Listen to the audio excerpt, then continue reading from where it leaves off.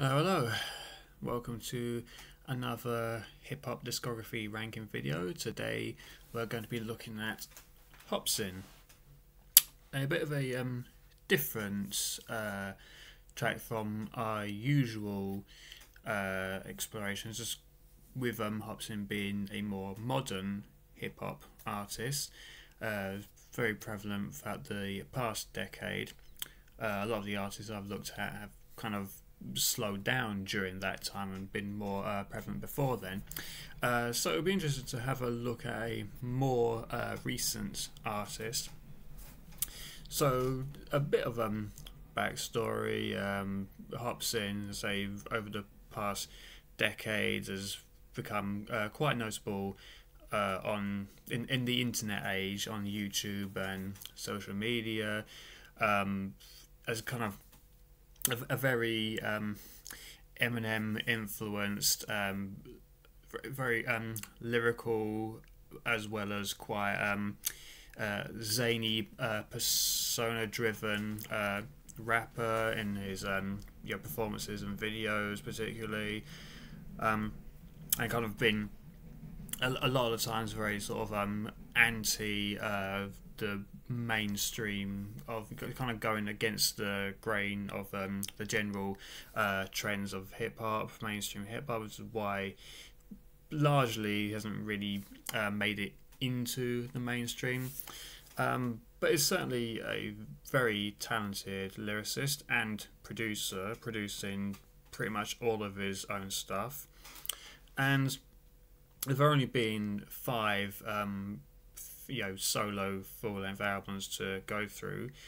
It's a good discography to look over and a few thoughts about.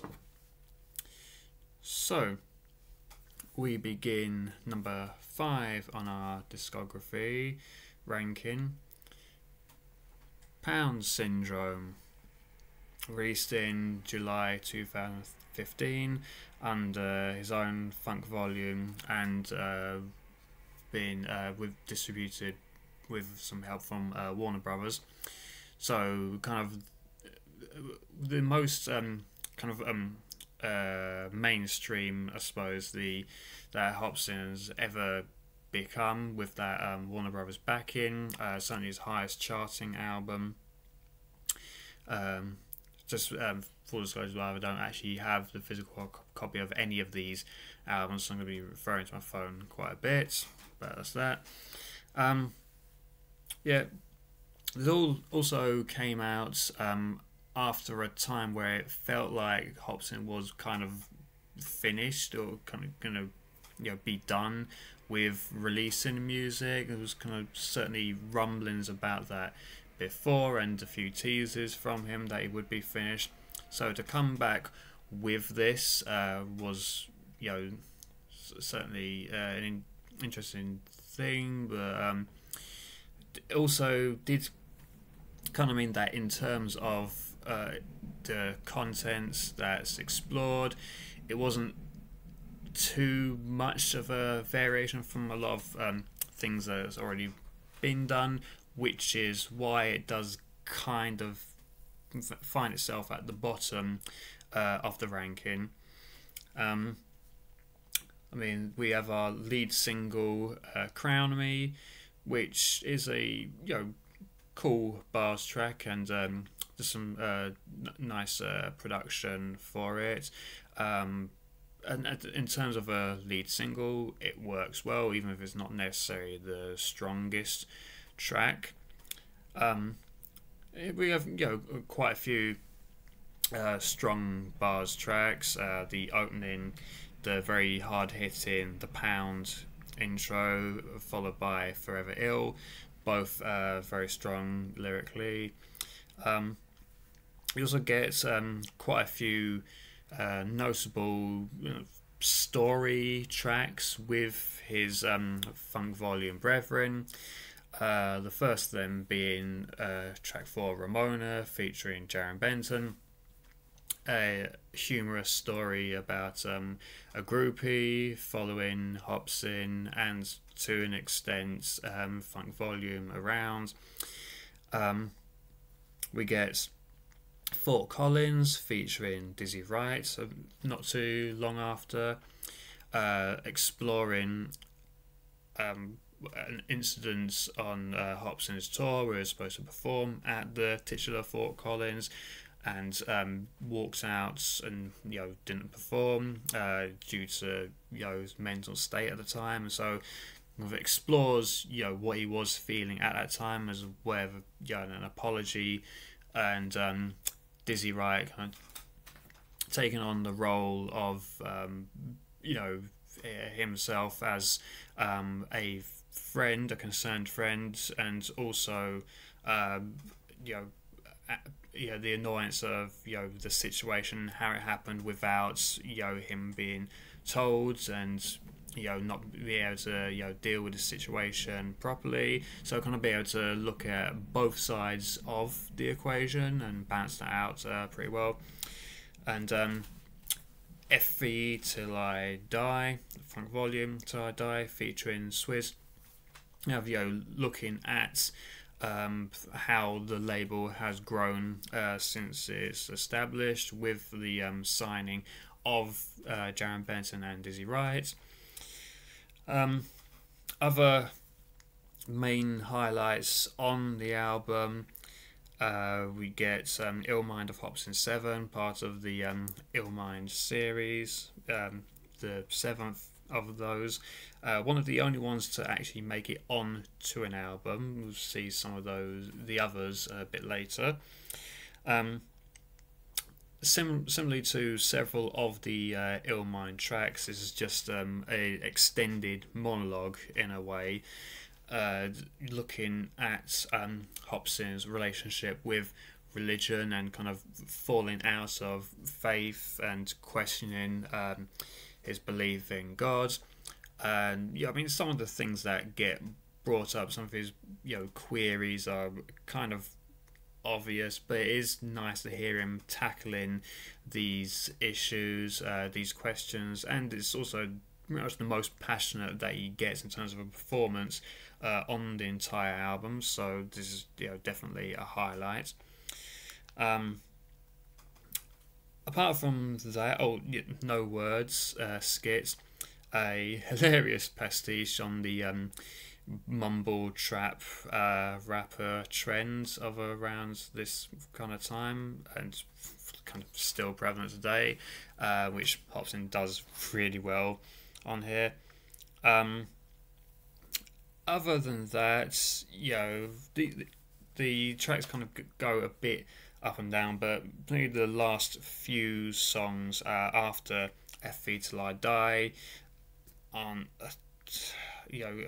kind of, again, things that have been explored in better ways, particularly Fly, one of the other singles for the album, which doesn't quite hit the mark I feel Hopsin was aiming for, again just because a lot of the things that he discusses on the track have kind of been covered better by him on other songs, and it just feels a little bit too grandiose for its own goods at times. The vocal effects don't particularly help it either. My Love is a bit of a eerie foreshadowing, looking at his relationship with his at that time girlfriend, and fighting through the struggles that they may have in their relationship, and the relationship with her parents. When we explore the next album, we can see how that goes, but and I just can't. There's a bit of a weird outro track, a fine lyrical outro, but a bit of a weird. I just feel a bit weird of a song to end off with, but because it kind of works for an album which is fairly inconsistent. At least it's quite short though and easy to get through. I suppose there's that, but it's certainly not the strongest release. Number 4 on our ranking, we get Debut, Gazing at the Moonlight, released in October 2009 under Ruthless Records. That's something which, spoiler alert, will become quite poignant later on. But yeah, certainly for a debut, underground release, before Hopsin really made it big, and his persona got so much notoriety. This has a really great accounting for himself on here. Lead single, Pans in the Kitchen. While it has a very interesting beats, the pots and pans effects for it, not necessarily the strongest of his lead singles. Lyrically isn't bad particularly, but it's always better to have songs that don't have an entire second verse fat shaming a random woman. I'm Here, the intro song, is a more a better listen for an introductory track, following on from the intro skits, which is an amusing introduction for Hopsin with his mother ruining the recording. Hopsin being able to bring in a lot of comedy to his music, and this is a segment which works quite well. One of the things that Hopsin is also very good at is his storytelling tracks, like we had on Pound Syndrome. On here we have clear highlights, Sexy Cyber, a story about a girl finding someone online, and arranging to meet him. And all through the song, it plays out fairly safely, though you can kind of tell from like the music and the chorus to an extent, like something eerie going on. Then by the end of the third verse, it turns out that this meetup was a mistake, and she ends up being attacked and murdered by this person. So obviously a very grim, tragic ending, but very well told story all the same.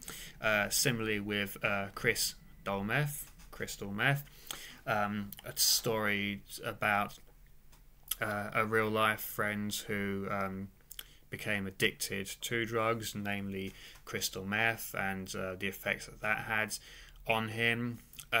Just again the very kind of haunting chorus, and just really well told, showing the ups and downs and eventual degradation of this friend of his. Other big tracks. Who Do You Think I Am? A nice bouncy track, dealing with one of Hopsin's favourite topics of a woman who isn't interested in him at some times, and then wants to become interested because her actual partner ignores her. Story of Mine, a sort of a background track about Hopsin growing up, his family, and the struggles he had there. The final track, Gazing at the Moonlight, a very well performed outro song with a Jamaican influenced chorus, which I believe is performed by Hopsin. Just sounds really good there. Of that, we get other sort of throughout. There's like mixtures of bar and humorous tracks, mostly kind of erring on the humorous side, but with a lot of lyrics to back them up. Tracks like the toilet humor influence bubblies, the the scats influence a different way of the bebop. But yeah, so there's certainly highlights of his potential throughout this album, um, and there's nothing on there that's necessarily really bad at all. Even if there are certainly songs that are stronger than others, and just a good showing of what he would grow to be later on in his career. So, number 3 on our ranking, we have the 5th album, No Shame, released under his own Undercover Prodigy, distribution from 300 Entertainment, and released in November 2017. So as of yet, the most recent Hopsin album. The title No Shame probably being to show this as a very confessional,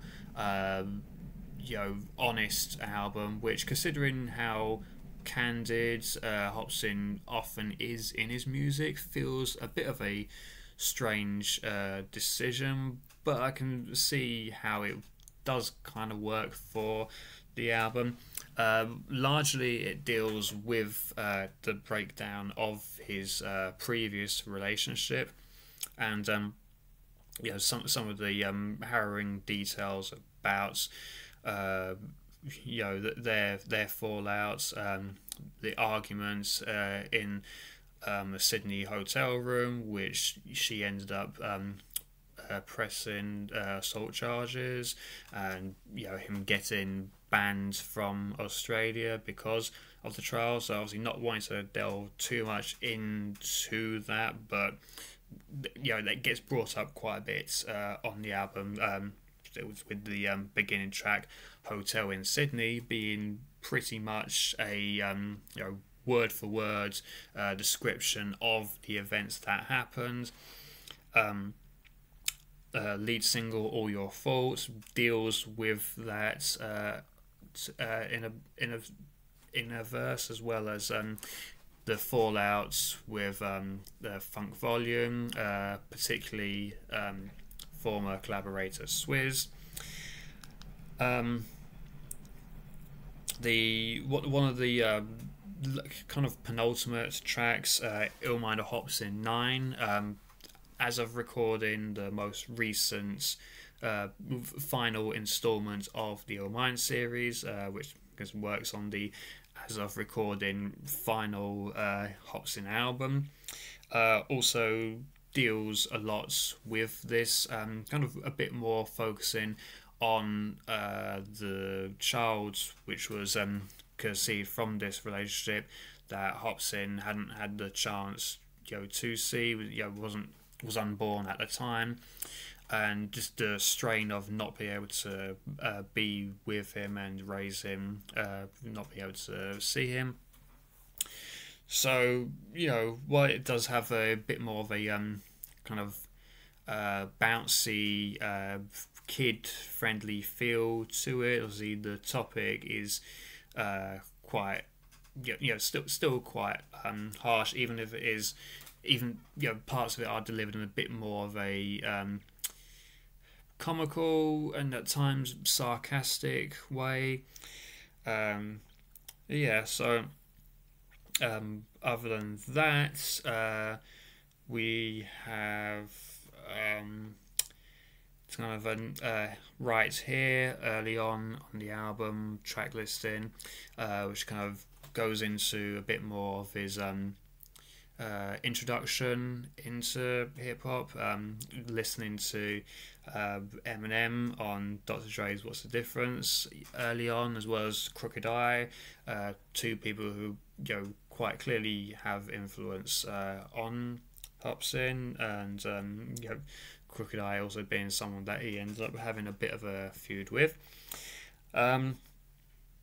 So in order to hear a bit more about that, Black Sheep, which is the only song on any of his albums which is not produced by himself. So it's produced by Harry Fraud.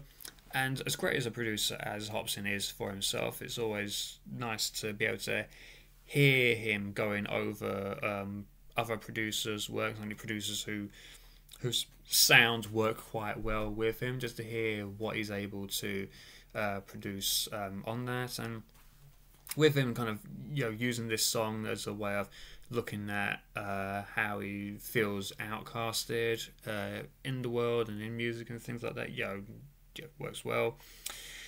The Purge is quite a strong bars track. Of all the kind of bar songs on the album, it's probably the strongest lyrically of them. No Words 2, a sequel to the No Words skits. Hopsin's character performing does generally work really, really well, and on this, not only his portrayal of the mumble trap rapper Hash Brown gets down to a T. Also, his radio DJ, just a great portrayal of that style of overhyped hip hop DJ works really, really well. Not what doesn't work quite so well is this performance on the track Happy Ending, which if Hopsin feels the need to talk about his it's a confessional album, so if he feels the need to talk about his trips to massage parlor of that type, with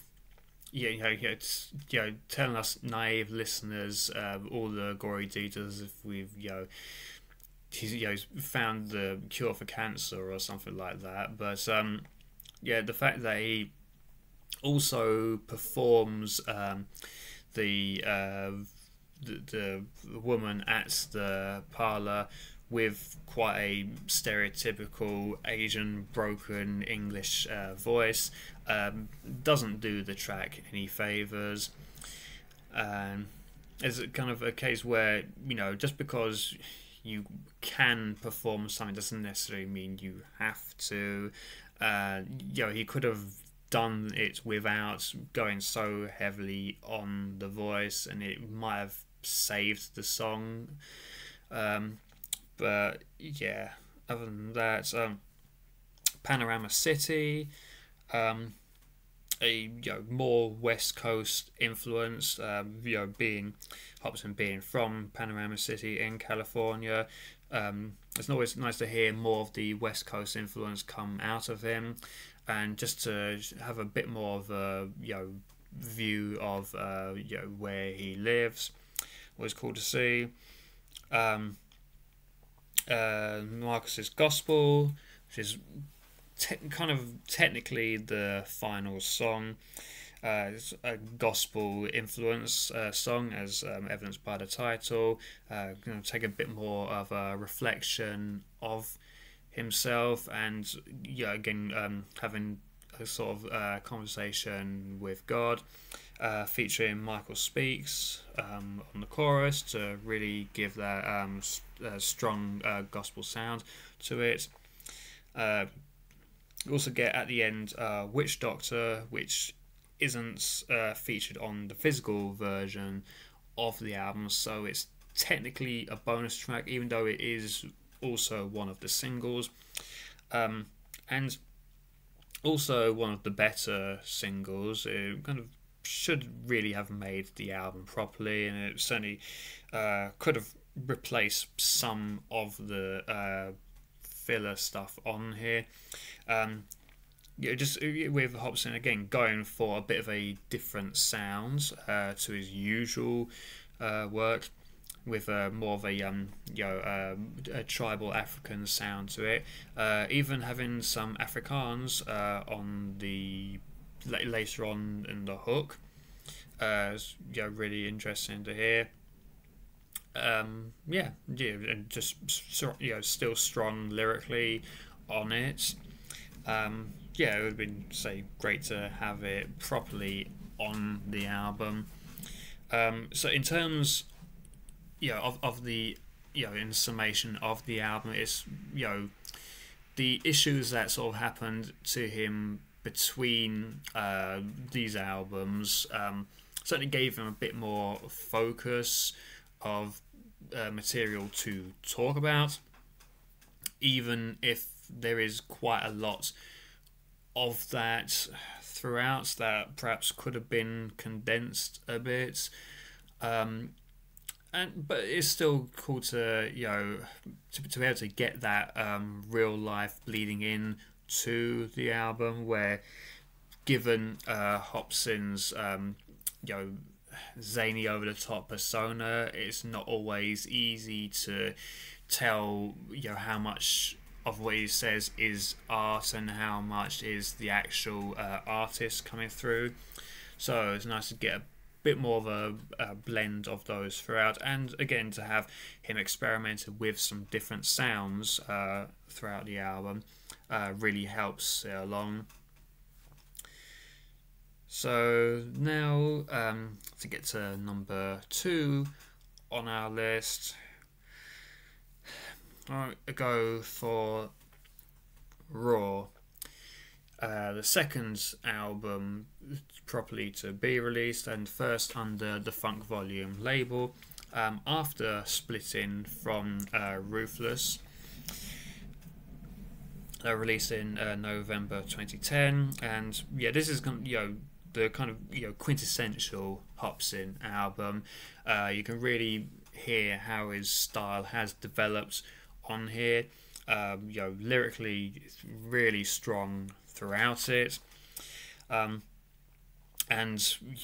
brings quite a lot of the confessional, kind of honest side of himself, the quite angry side of him, particularly in regards to his relationship with Tamika Wright of Ruthless Records, and his shelving on that label and the struggles they had there, which get mentioned quite prominently on the track "Kill Her," which again understand the need to vent about these situations perhaps goes a little bit far through this song, but it does also kind of lend itself very well to his quite early horrorcore style.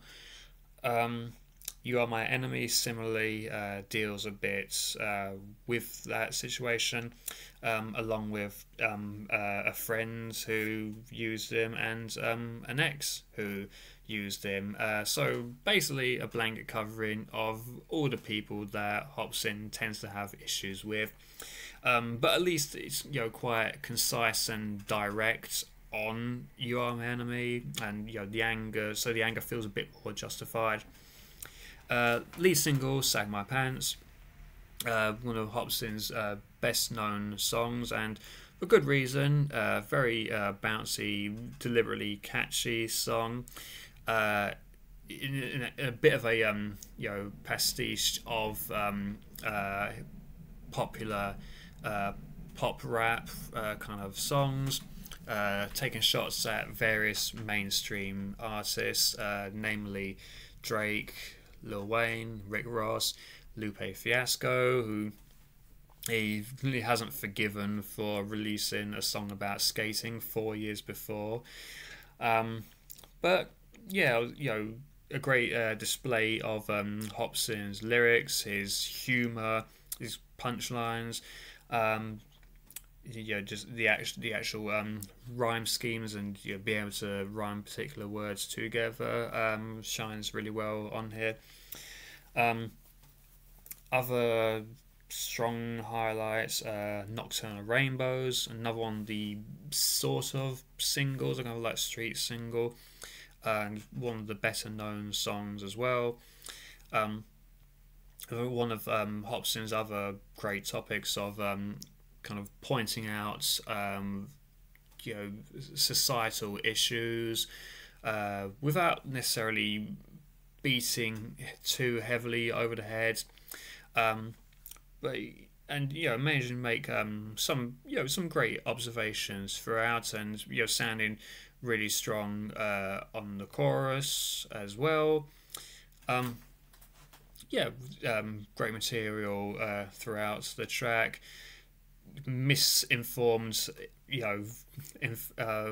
ideas of Obama being an Illuminati aside. Some great observations throughout it. And certainly one of the stronger songs on the album. Heaven Nicole, another of Hopsin's relationship woe tracks. This one does at least feature a bit more responsibility on Hopsin's part, and you can really hear the emotion come through his lyrics and his performance, which helps the song along really well. His performance on the chorus is a standout, and in regards to a lot of the songs which deal with a similar topic, of the lyrics which often crop up in this realm on different parts of his songs, this one certainly feels a lot easier to take than a lot of them, and it's definitely one of his better overall performances. So that's that. Cohort Swiss appears several times on the album. I Am Raw, which is kind of a prequel to F3 Till I Die. How You Like Me Now, another kind of straightforward bars performance from the two of them.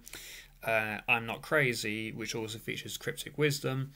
Again, quite a heavy bars track in a bit more of a kind of comedic / horrorcore vein, which all of them perform really well. I Can't Decide, a great story track about victims of gang violence, something which isn't often broached by Hopsin, so it's cool to hear him discuss that.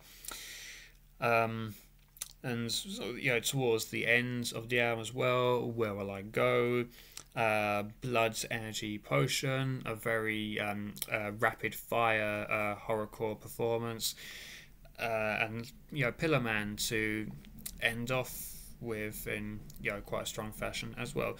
So generally speaking, really strong throughout. Very strong lyrically, and just in terms of getting across the Hopsin persona, really strong. But number one, I go with Knock Madness, released again under Funk Volume, November 2013. Was a bit of distribution from Empire as well. So this is the at the time, and well, certainly between the proper album releases, was the longest stretch between album releases. Something which is kind of addressed on the opening track, "The Fiends Are Knocking," a very heavy hitting instrumental to begin with, looking at again the gap between his projects and just the overall influence that he's managed to accrue during this time, and as he's become more popular. Great to hear him explore that. Follow with the lead single "Hop Is Back." Very again good lyrical performance for a lead single. Again, some pop culture references to Kanye West with Yeezus and his photography incidents, paparazzi incidents, and Kendrick Lamar's Control verse. We get collaborations with Funk Volume again for Who's There with Jaron Benton and Dizzy Wright.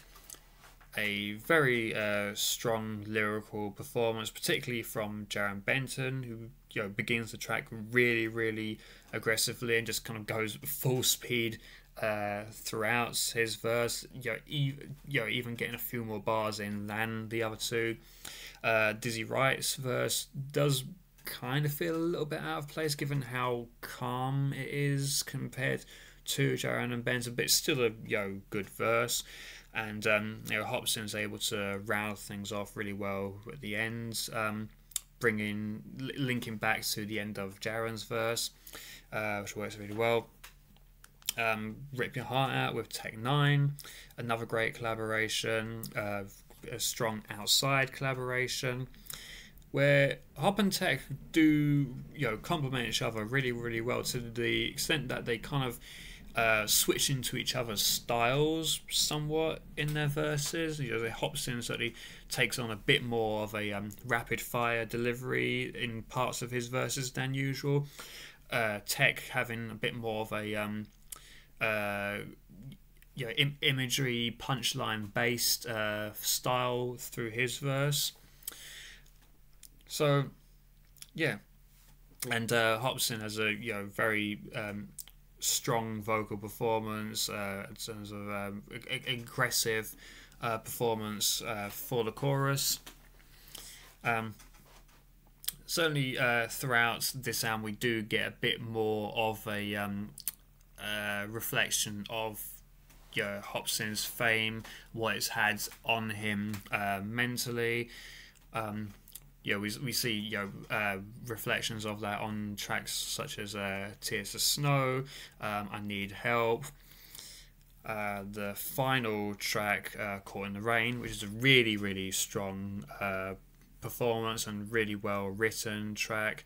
Certainly one of Hopsin's strongest songs, and his strongest outro song, definitely. And just again one of his just strongest overall songs. Some more bar songs. In terms of later collaborations, Jungle Bash with Swizz features the two of them going back and forth in the final verse, which is something we don't particularly hear from Hopsin. And so the jungle kind of theme of the instrumental is really cool. Similarly with Lunchtime Cypher, kind of taking on the basis of a lunch hall and people getting together to perform bars with each other. With Hopsin going going toe to toe with Passionate MC and Gmo Ski, all of whom have really great verses. Obviously, Hopsin has the longest verse of the three of them, but they all come across really strong on here. Illmind 6, Old Friends, the other of the Illmind tracks to make it onto an album, is essentially a retelling of Chris Dolmeth. We even get a reference to the chorus as kind of like the outro of the song. This one does feature a bit more of like the aftermath of the situation. And just reminiscing on the times when the two of them were close and his friend wasn't affected by his drug use.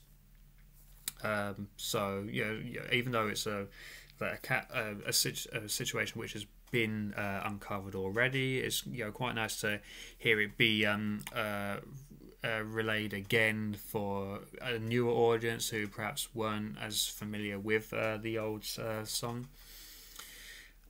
Nolly Tray Flip, Hopsin's ode to skateboarding, essentially. So again, a different style to usual, a bit more of a slower, calmer track than we quite often get from Hopsin, but a nice change of pace nonetheless. Hip Hop Sinister, quite a dark performance. and Still Got Love for You, one of Hopsin's, one of Hopsin's stronger woman woe songs. A very catchy beats, and performance is quite pacey as well, which kind of helps the song move along quite well. Hopsin, sounded, not too serious on the chorus either. Really helps it along. Along with later on, towards the end, we get "Dream Forever," which literally takes the idea of a dream girl only being available in his dreams, and so wanting to dream forever, to be with her forever, and essentially at the end, kill himself to be able to dream with her. So while it is kind of melodramatic, it does still really work as a song. Then the penultimate track, "What's My Purpose," just again looking at the world that Hopsin's in, and pointing at all its flaws, and the way people take perhaps take to things in the world that they shouldn't, just follow trends and what other people do. Particularly pointing a bit towards the end of the final verse, with Hopsin addressing his arrest, a brief arrest for just essentially being racially profiled by the police, of not doing anything but just being accosted by police for for not doing anything in particular. Again, issues that aren't necessarily taken up by Hopsin very often, so to hear him actually address it on here is very cool. And again, then finishing with the strong performance of "Caught in the Rain." So while there are probably better, maybe more of a some stronger performances on Raw, there's not really any strong storytelling tracks on Knock Madness, but I feel you get a lot more on there. It's only at 18 tracks. It's the longest of the albums, and while there are probably a couple of songs that could have been left off, the Bad Manners freestyle doesn't really add too much more than the other lyric bar songs have on there, and Good Guys Get Left Behind certainly could have just been left behind. Certainly this feels to be more overall on the album. It seems to be a bit more mature throughout the album, without necessarily compromising Hopsin's ability or delivery. So while it is a very strong toss-up between Knock Madness and Raw, I do kind of feel overall Knock Madness is the stronger of the two, which is really considering on Fort Collins, Hopsin mentions that one of the reasons why he was feeling so low is because he felt that he'd not put his all into the Knock Madness album, which I really, really can't understand going through it. Personally, I feel it's a very relatable album throughout a lot of the songs. Even for the stuff that I've personally gone through myself, it just all feels very approachable and tangible. So overall, I think it is probably the strongest album for me. But both those albums are really, really strong, and overall, Hopsin does have a pretty worthy discography. So interesting to go over someone a bit more current. maybe to do a bit more of that with some more recent artists, and take a look at what the more of the modern wave of artists. But yeah, until then, we'll see you at some other time. Ciao.